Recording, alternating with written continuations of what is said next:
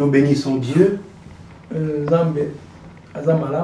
Dieu est tellement merveilleux. C'est l'amour de Dieu qui nous a encore accordé ce matin pour pouvoir vivre la journée d'aujourd'hui. Voilà pourquoi par l'occasion j'ai béni et j'ai glorifié Dieu. Et ainsi que tous les frères qui sont en train de nous suivre, qui font partie du corps de Christ. Moi, l'un de vos frères sentinelles, je reviens de nouveau. Mon thème est celui-ci, ces jours-là devant le Seigneur. Mais mon sous-thème où nous allons vraiment rester longtemps est sur les deux chemins. Dit-on, ces jours-là devant le Seigneur, il n'y a qu'un seul chemin, l'homme est censé parcourir, l'homme est censé passer. Il n'y a qu'un seul chemin, un jour devant le Seigneur. Et de même, il n'y a qu'un seul chemin qui mène vers ce Seigneur. Et il y a un autre chemin qui mène l'homme vers l'enfer. Alors toi et moi, bien-aimés, et considère ta vie, la tienne et la mienne. Ces choses que nous voulons partager, cela ne te concerne pas seulement et me concerne aussi. Et n'était pas ton écran, il ne t'énerve pas. C'est pour t'apporter de l'aide ou des soutiens. Toi ou moi. Même si cela pourra te choquer, c'est peut-être pour ton bien. Mais ce qui compte pour toi est que tu me donnes ton oreille. L'oreille, c'est la bouche de l'esprit. Et la bouche du corps, c'est celle que j'utilise pour parler.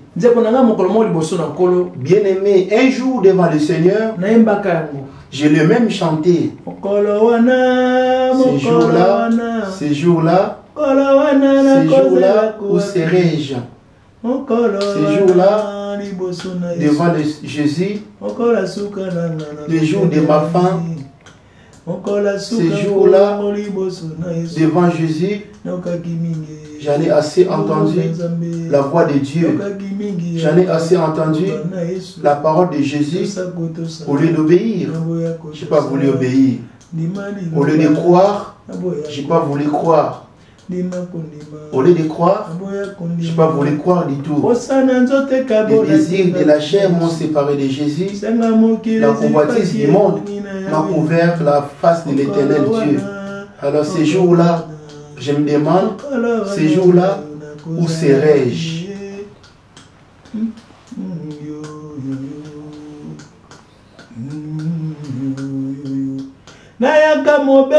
Je suis venu ici-bas comme un pèlerin. Je suis venu ici-bas comme un voyageur. J'ai trouvé les maisons, les voitures. Toutes ces choses appartiennent à Dieu. Les bijoux, de l'argent appartiennent à Dieu. À cause de ces choses, je m'abandonne à l'orgueil. Au lieu de donner ou partager, je ne veux pas donner. Au lieu de donner, je ne veux pas donner. Les jours de ma fin, qu'emporterai-je alors? Alors ces jours-là, je me demande où serai-je.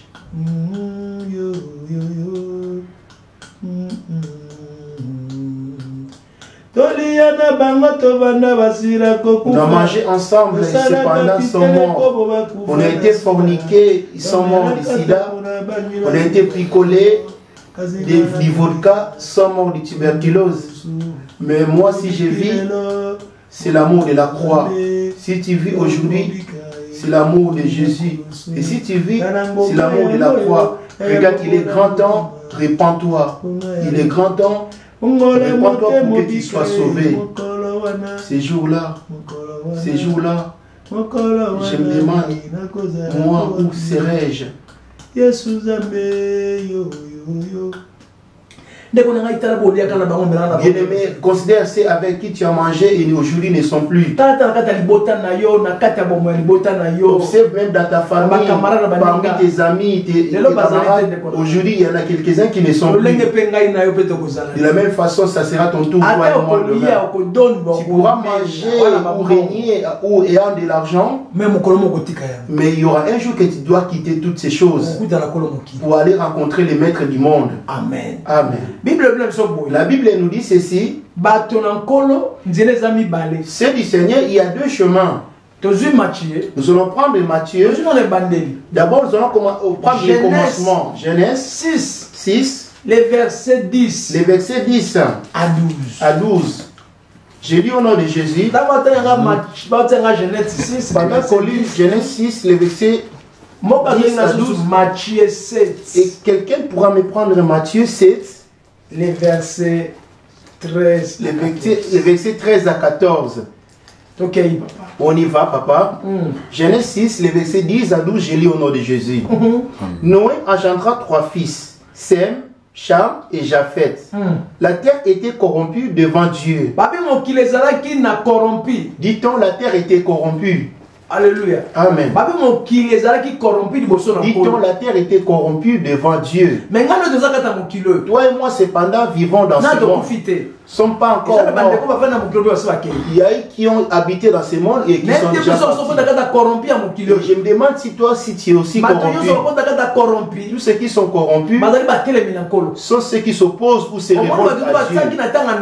Avez-vous tous ces gens qui ont vécu avec Noé étaient corrompus et leurs voix étaient corrompues eux-mêmes. Et tout ça avait été noyé dans les déluge. Aucun d'eux n'était sauvé parce qu'ils étaient corrompus. Ils faisaient partie du chemin qui les plaisait. Ils se plaisaient du monde ainsi que de ces choses. Alors qu'il y avait un chemin, Noé criait en même temps et que l'homme se repentir. L'homme ne veut pas se repentir. Où les hommes étaient corrompus. Les hommes étaient dans les ténèbres.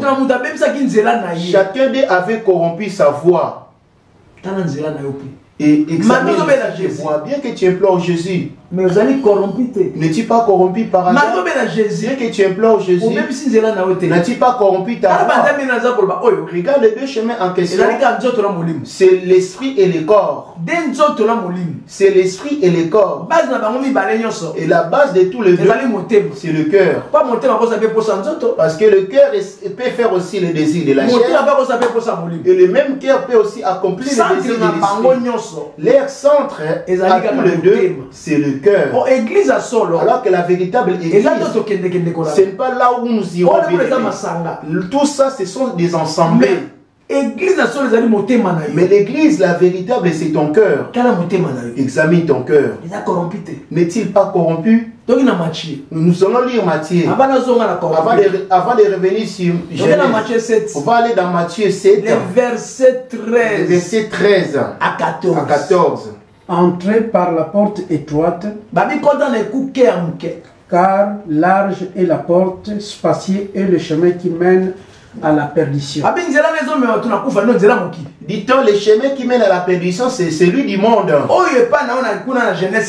Chez toi, dans Genèse 6, c'est le verset 10. Noé engendra 3 fils, Sem, Cham et Japheth. La terre était corrompue devant Dieu. Dit-on, la terre était remplie de la violence. Toi aussi, tu vis dans ce monde. En quoi es-tu corrompu? Quel est le péché qui habite dans ton cœur? Bien que tu vas encore à l'église, venir à l'aide, même l'église, bien que tu es béni, prospère, regarde et ou examine toi. En quoi es-tu corrompu, bien-aimé? Ça, c'est une question. Noé aussi avait péché. Ça, c'était du temps de Noé. Il disait-il, l'homme avait corrompu sa voix. Et nous voulons aussi l'attendre du temps de nous aujourd'hui. Jésus aussi est venu. Nous allons faire une petite démarche dans le livre de Matthieu. Matthieu 24. Matthieu 24. Le verset 37. Le verset 37. Et nous allons encore lire dans le livre chéri, dans Luc 17. Le verset 26. Le verset 26. Que dit-il? Matthieu, je vous le dis en vérité, Cette génération ne passera point. Que tout cela n'arrive. Le ciel et la terre passeront. Même mes paroles ne passeront point. On y va. Pour ce qui est du jour et de l'heure, personne ne le sait. Ni les anges dans le ciel, mais le Père seul. Ce qui arriva du temps de Noé arrivera de même à l'avènement du Fils de l'homme. As-tu entendu? Il a rappelé les jours qui ont eu lieu du temps de Noé. Qu'est-ce qui s'est passé du temps de Noé, Papa Boisse? La terre était corrompue devant Dieu. Disait-il, la terre était corrompue devant Dieu. On y va. La terre était pleine de violence. Dieu regarda la terre et voici elle était corrompue. Car toute chair avait corrompu sa voie sur la terre. C'est là où je suis, c'est bien-aimé. Dit-il dans Matthieu 7, verset 13. le verset 13. Dit-il, entrez par la porte étroite, car large est la porte, spacieux est le chemin qui mène à la perdition. Nous avons entendu le premier chemin. Celui qui avait eu lieu du temps de Noé. C'est le chemin de la chair. Toute chair, tout homme avait suivi le chemin de la chair.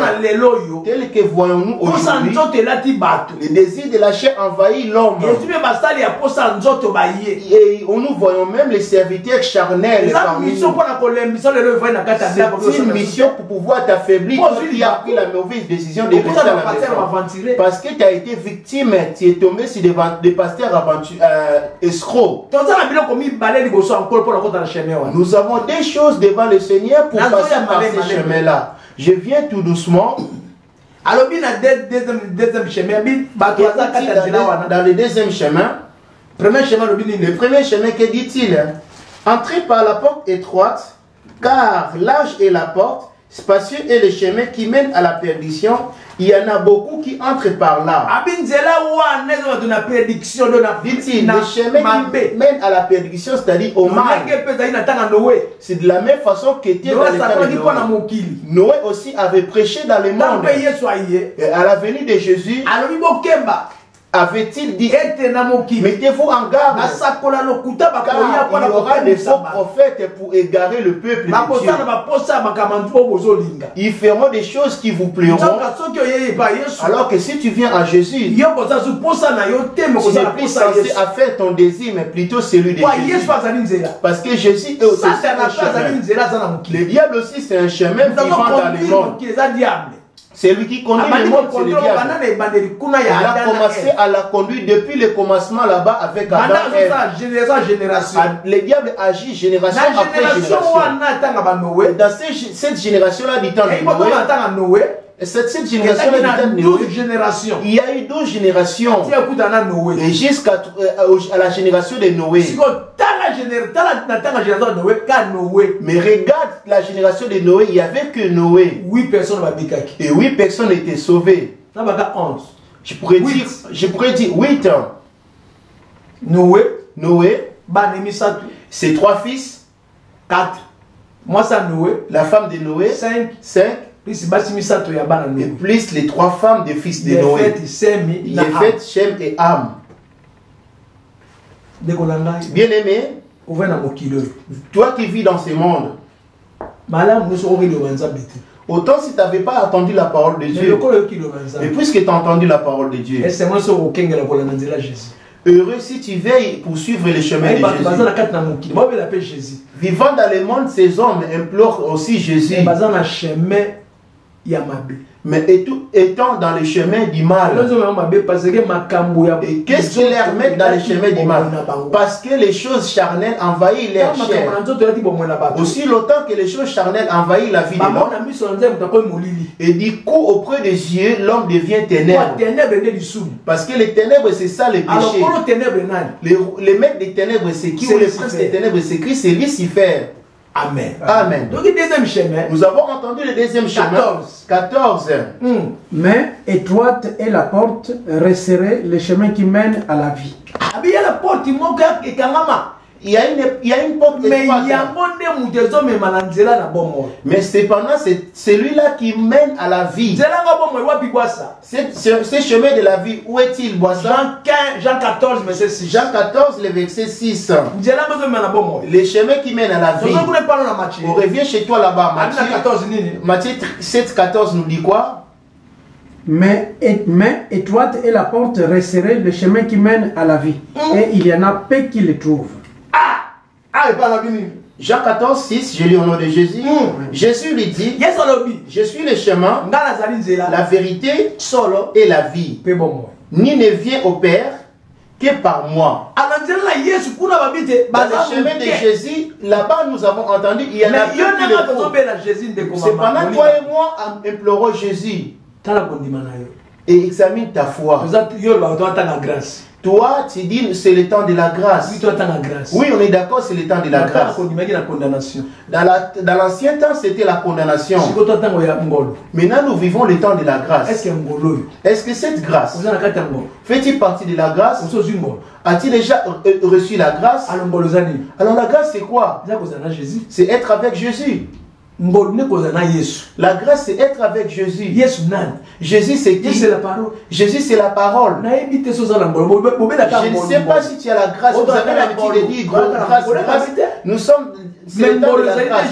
Alors la grâce, c'est Jésus. Jésus, c'est lui la vie. Jésus, c'est lui la vie. Et c'est lui qui dit, ni ne vient au Père que par lui. Mais Jésus dit dans Matthieu 7, il y en a peu qui les trouvent, ces chemins qui mènent à la vie.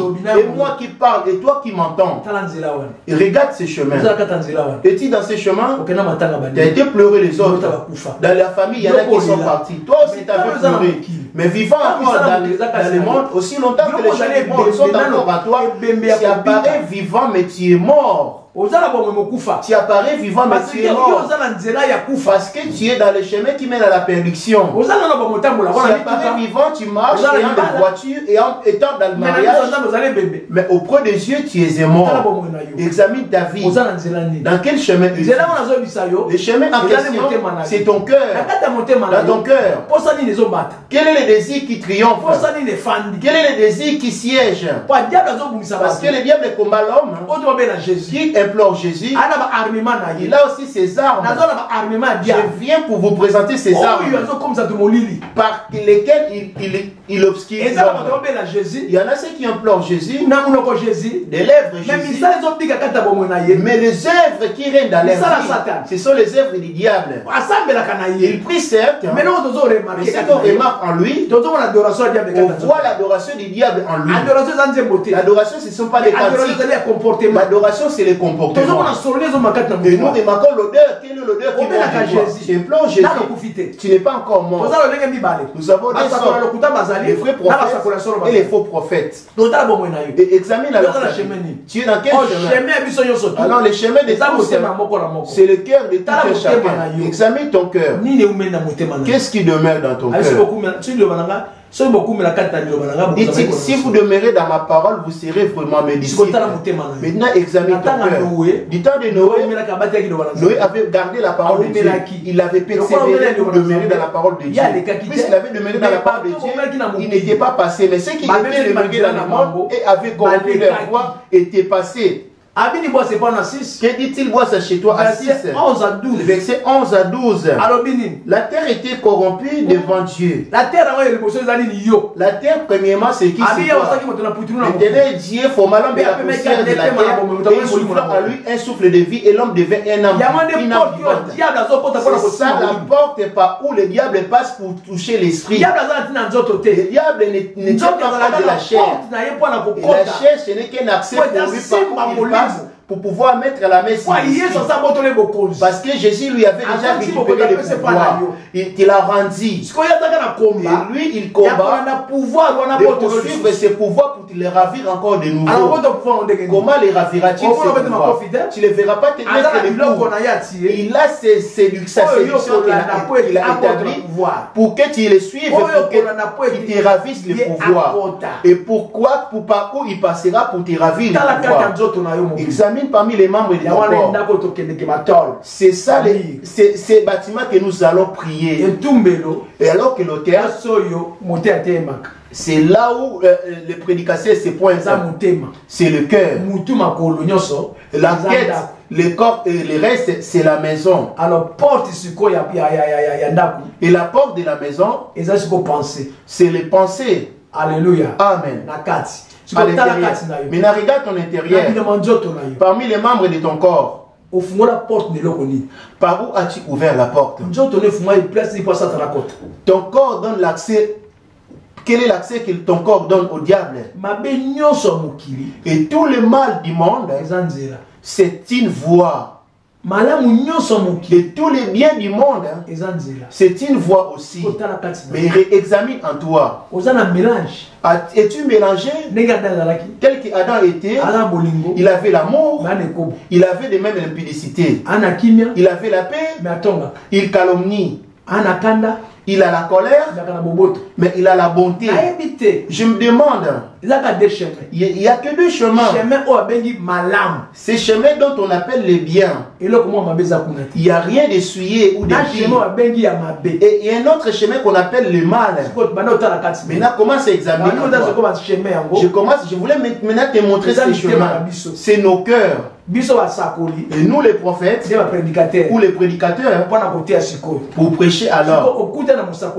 Maintenant, quand tu rencontrais comme serviteur ou prophète, par où tu as pris la mauvaise décision de rester à la maison, celui qui te cherche la chair, celui qui te prêche la chair et qui a été pour toi une occasion de chute, est-ce que tu prêches la vérité? Parce que nous avons la vérité qui est Jésus et nous avons la chair qui est le diable. Alors le diable, c'est lui qui sème le mal dans la chair. Et Jésus sème les biens dans la chair. Voilà pourquoi nous disons deux chemins. Le jour de la fin, tu te présenteras devant le Seigneur. C'est alors que le Seigneur jugera justement. Alors le jour de la fin, c'est le jour de la mort. Dit-il, dans le temps de Noé, ils avaient mangé, ils ont pu se réjouir. Tel que nous sommes aujourd'hui, toi et moi. 17, le verset 26, je lis au nom de Jésus. Avant d'abord d'aller là-bas, Matthieu 28. Le verset 38. Que dit-il?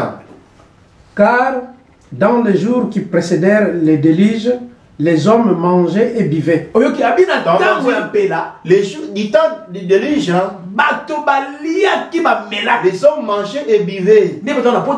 Tel que nous sommes en Europe, il nous manque de rien en Europe. Nous mangeons, nous nous répétons et nous nous réjouissons. Alors toutes ces choses dans ce monde était bien pour nous. Aujourd'hui, le diable les a tous souillés pour nous séduire. Et quiconque courra derrière elle sera tombé dans son piège. Et derrière ces choses, le diable se cache. Alors, que dit-il de ça? Se marier et marier leurs enfants. À ce jour-là, les gens mariaient et mariaient leurs enfants. Jusqu'au jour où Noé entra dans l'arche.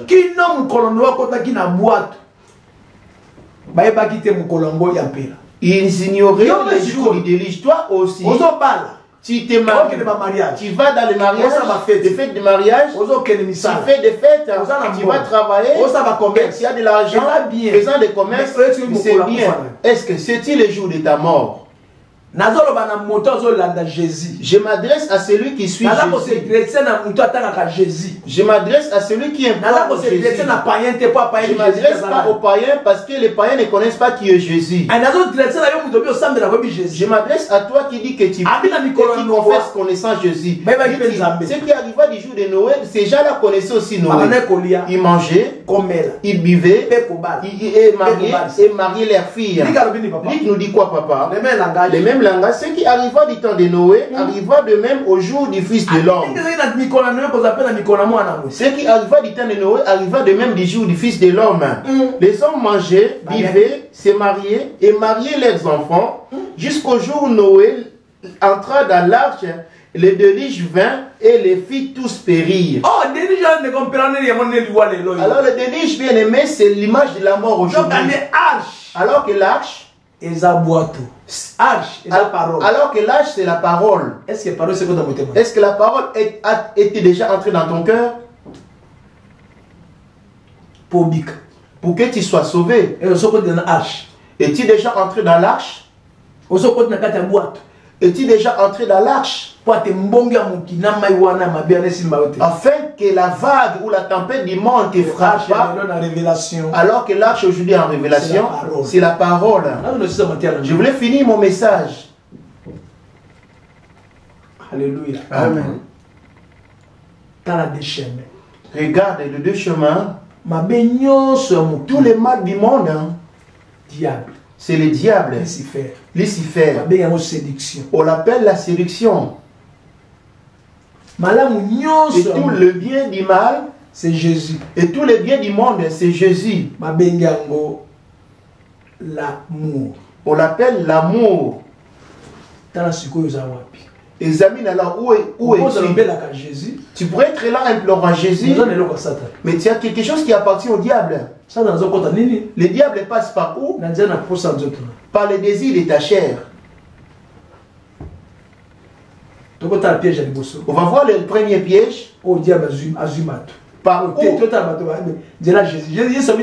On va voir plutôt le chemin de Jésus. Jésus, qu'avait-il dit? Je suis le chemin, la vie et la vérité. La vérité et la vie. Le premier chemin. Jésus. Deuxième chemin. Le deuxième chemin. Le diable.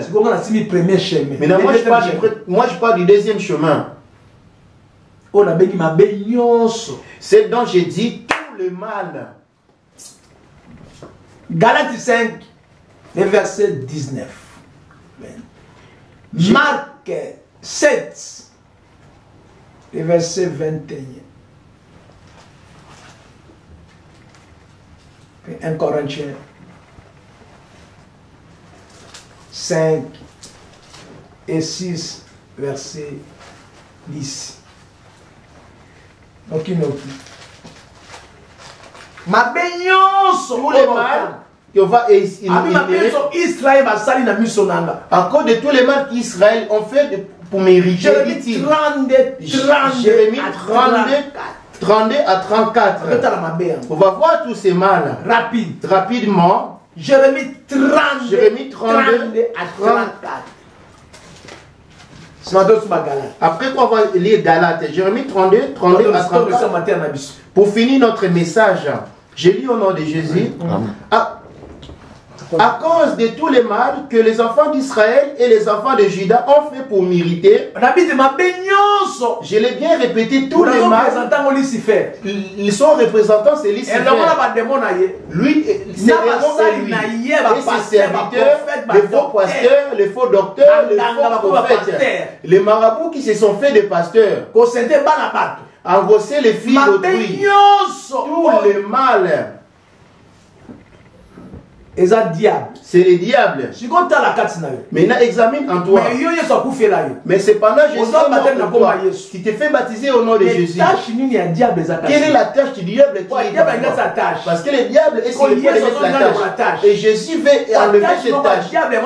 Parce que la tâche du diable, c'est ça le ténèbre. Mais qu'une tâche peut obscure et tout, rendre les ténèbres tout le corps. Même rien que tes yeux peuvent rendre les ténèbres ton corps entier. Et même ta langue peut rendre ténèbres ton corps entier. Même tes oreilles peuvent rendre ton corps entier ténèbres. Rien que tes pensées sont capables de rendre ton corps entier ténèbres. Rien que tes mains sont capables de rendre ton corps entier ténèbres. On y va, que dit-il? Les hommes de Juda et les habitants de Jérusalem, ils m'ont tourné les dos. Et ils ne m'ont pas regardé.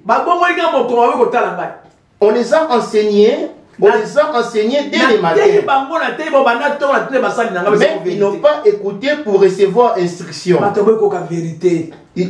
L'homme ne veut pas supporter la vérité. L'homme ne veut pas supporter la vérité. Quand il s'agit de la vérité, l'homme pousse des raisons. On m'a fait ceci, j'étais victime de cela. Il pourrait nous arriver quelque chose entre toi et moi. Comme étant papa et toi comme un fils. Mais si tu as ta raison, Dieu jugera justement. Mais ce n'est pas ça qui fera que tu te fatigues à prier Dieu. De te décourager, rester à la maison. Si nous arrive un problème, toi et moi, Dieu sera notre juge. Les choses que je prêche, ce n'est pas moi qui les ai écrites. Les bêtises dans 1 Samuel 2, verset 25. Si il t'arrive un problème entre toi et moi, Dieu nous jugera. Mais toi, si t'arrive un problème avec Dieu, qui sera ton juge? Tu pourras dire oui, il y a beaucoup d'églises. Est-ce que toutes les églises là que tu connais, là où tu vas, que tu dis il y a beaucoup d'églises, est-ce que partout il y a les seigneurs? Est-ce que partout il y a Jésus? Est-ce que dans toutes ces églises, prêchent-elles la vérité? Ils implorent le nom de Jésus. Y a-t-il la vérité? Peut-être ils prêchent de l'argent, ou ce qui concerne le corps, ou prêchent rien que le miracle. Parce qu'aujourd'hui, les gens vont à l'église locale pour chercher la guérison de leur maladie, et recevoir la prophétie, pour eux, pour leurs problèmes. Et c'est ce que l'homme veut chercher. Mais l'homme ne cherche pas à sauver son âme. Dit-il, ils m'ont tourné les dos. Ils m'ont tourné les dos. Toi, tu vas prier. Que vas-tu chercher là-bas? Que vas-tu chercher là où tu vas prier? Puisque tu es assis à la maison regardant l'internet. Que cherches-tu? C'est une perte de temps. On y va. Si un homme pêche contre un autre homme. Si un homme pêche contre un autre homme, Dieu le jugera. Si un homme pêche contre un homme, Dieu le jugera. Tel que toi et moi, je pourrais hausser les tons sur toi. Et si je pêche contre toi, Dieu nous jugera. Ça ne sera pas par rapport à ça que tu vas prendre la mauvaise décision de rester à la maison. Et si tu renies la foi, donc ça veut dire que tu as un problème avec moi. Tu me hais. Parce que toi, nous avons discuté, je ne t'ai pas mis dehors de l'église. Mais puisque c'est moi qui dirige l'église, et puisque tu m'aimes pas, voilà pourquoi tu as eu l'occasion de partir de l'église. Mais l'église ne m'appartient pas. L'église c'est toi. L'église c'est moi. Mais ce qui nous dirige, c'est la parole de Dieu. La parole de Dieu dit, prie pour vos ennemis. Si tu as été une occasion de chute de ton ami, tu es censé si peut-être j'étais ton occasion de chute, viens me voir. Pourquoi prends-tu des raisons de rester à la maison? Alléluia. Amen. On y va chez toi boire ça. Ils m'ont tourné les dos. Ils m'ont pas regardé. On les a enseignés dès le matin. Retourner les dos, c'est quoi? Quand nous sommes à l'église, nous écoutons la prédication. Nous sommes face à Dieu. Mais en sortant de l'église, chacun de nous tourne les dos. Et chacun regarde le monde ainsi que les choses du monde. Il vient d'oublier tout ce qu'il vient d'entendre. Voilà pourquoi dit-il, ils m'ont tourné les dos. Parce que j'ai envoyé mes serviteurs, on les a enseignés tous les matins. Les matins, on t'a enseigné la parole de Dieu. Le dimanche, on t'a prêché la prière. On t'a prêché en sortant de la prière. Ces choses qu'on t'avait prêchées, tu ne les auras pas pratiquées. Par rapport à ce qu'on va voir physiquement. On y va. On les a enseignés dès le matin, mais ils n'ont pas écouté pour recevoir instruction. Ils ont placé leur abomination dans la maison sur laquelle mon nom est invoqué. T'as entendu? Ils ont placé leur abomination dans ma maison, alors que la maison en question, c'est ton corps. Ou alors c'est toi. Où est-il entré? Dit-il dans Marc 7, le verset 21, là où la suire est. Où est-il? On va nous les lire. Marc 7, 21. Car c'est du dedans, c'est du cœur des hommes qui sortent les mauvaises